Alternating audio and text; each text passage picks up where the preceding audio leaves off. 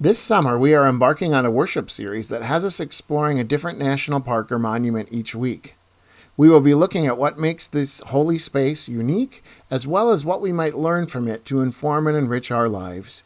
Today's focus is on Joshua Tree National Park in California. Our theme is adaptation. As we celebrate the sacredness of our preserved lands, it is important to acknowledge the sacredness of these places to the first people who lived there, as well as the injustices that caused great harm. Indigenous peoples have lived in and around the area known as Joshua Tree National Park for at least 10,000 years.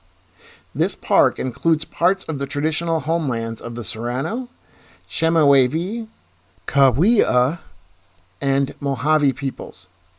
The Serrano creation story, as told by Dorothy Ramon, places the Serrano at an oasis called Mara, meaning the place of little springs and much grass, from the time the Serrano arrived on Earth until sometime between 1850 and 1870 when it became occupied by the Chemehuevi. Legend holds that a medicine man told the Serrano that the oasis was a good place to live and that they should have many baby boys born there. The medicine man instructed them to plant a palm tree each time a boy was born. In the first year, the Serrano planted 29 palm trees at the oasis. The palms also provided them with food, clothing, cooking implements, and housing, while also serving as a habitat for desert creatures such as colorful orioles.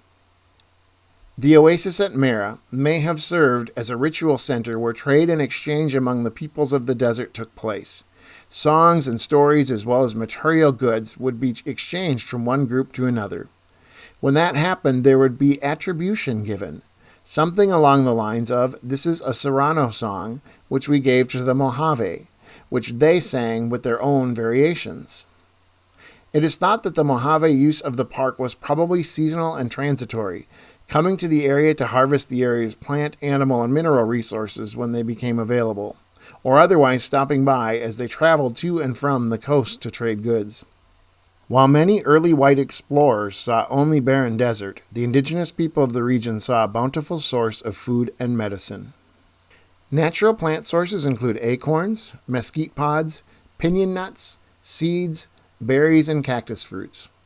The area also served as habitat for game such as bighorn sheep, deer, rabbits, birds, amphibians, and reptiles. In the late 19th century, the Chemehuevi still practiced traditional hunting, gathering, and cultivation techniques. However, as the settlers moved into the area with their livestock, the native plant and animal resources that had nourished the Chemehuevi for generations was depleted. Early surveys in the 1850s noted native settlements at the oasis should have become reservation lands.